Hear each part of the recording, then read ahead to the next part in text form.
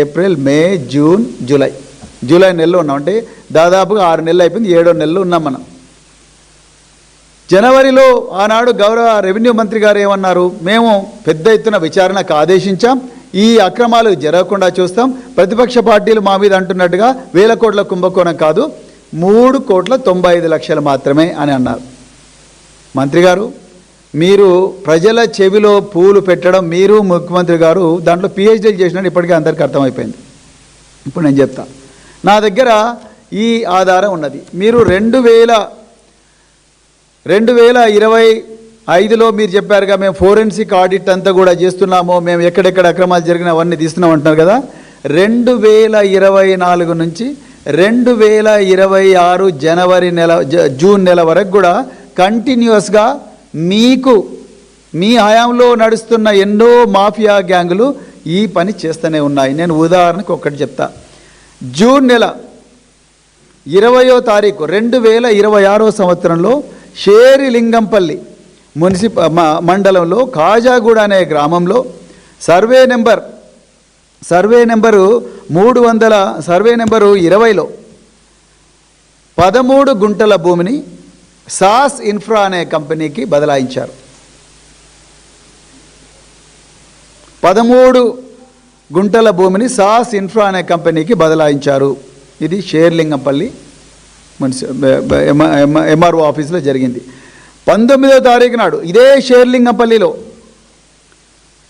కాజాగూడ అనే గ్రామంలో 3 ఎకరాల 16 గుంటలైతే దాదాపుగా 1.5 ఎకరాన్ని మళ్ళీ ఆ సాస్ ఇన్ఫ్రా కంపెనీకి బదలాయించారు.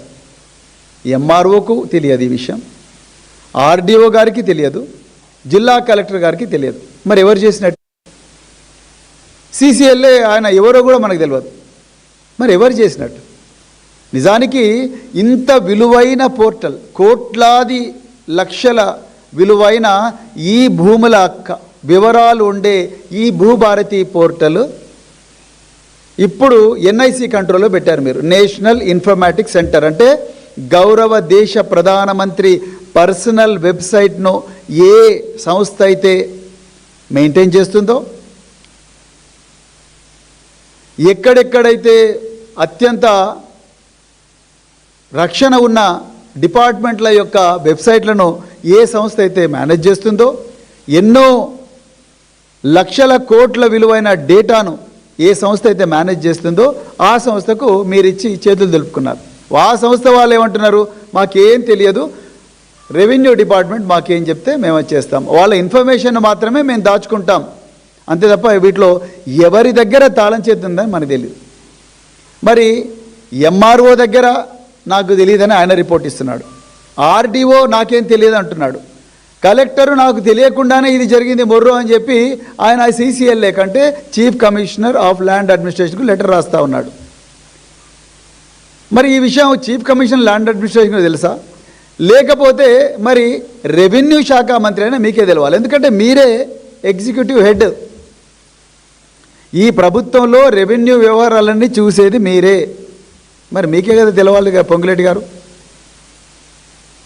ప్రతిరోజు కూడా ఈ భూభారతి పోర్టల్లో ఎన్ని ట్రాన్సాక్షన్స్ జరిగినాయి, ప్రతిరోజు కూడా రిజిస్ట్రేషన్, స్టాంప్స్ అండ్ రిజిస్ట్రేషన్లో ఎన్ని ట్రాన్సాక్షన్ జరిగినాయి, ఆ report IG commissioner stamps and registration ద్వారా, అదేవిధంగా కమిషనర్ ల్యాండ్ అడ్మినిస్ట్రేషన్ ద్వారా, వాళ్ళిద్దరి ద్వారా మీ ప్రిన్సిపల్ సెక్రటరీ రెవెన్యూకు రిపోర్ట్ వచ్చి ఆ రిపోర్టు ప్రతిరోజు కూడా మీ దగ్గరికి వస్తుంది.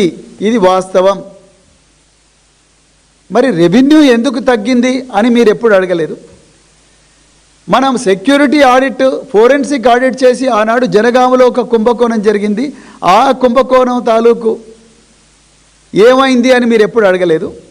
యథావిధిగా మీ బంధువులకు, మీ దోస్తులకు, వీళ్ళందరికీ కూడా, మీకు తెలిసిన వాళ్ళందరికీ కూడా ఈ గ్యాంగులు ఆ కీ తీసుకొని వెనక నుంచి సాఫ్ట్వేర్ నుంచే మొత్తం కూడా చేంజ్ చేశారు.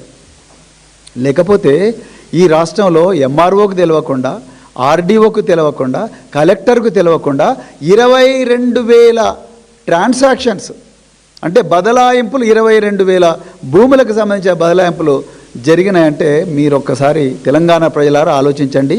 హైదరాబాదు రంగారెడ్డిలో అదే మరి రంగారెడ్డి జిల్లాలో ఒక్కొక్క ఎకరం కనీసం అంటే 20 కోట్లు ఉంటుంది, 30 కోట్లు ఉంటుంది.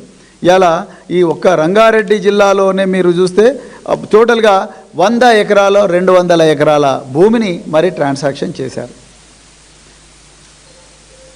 ఎవరి కోసం చేసుకున్నారు?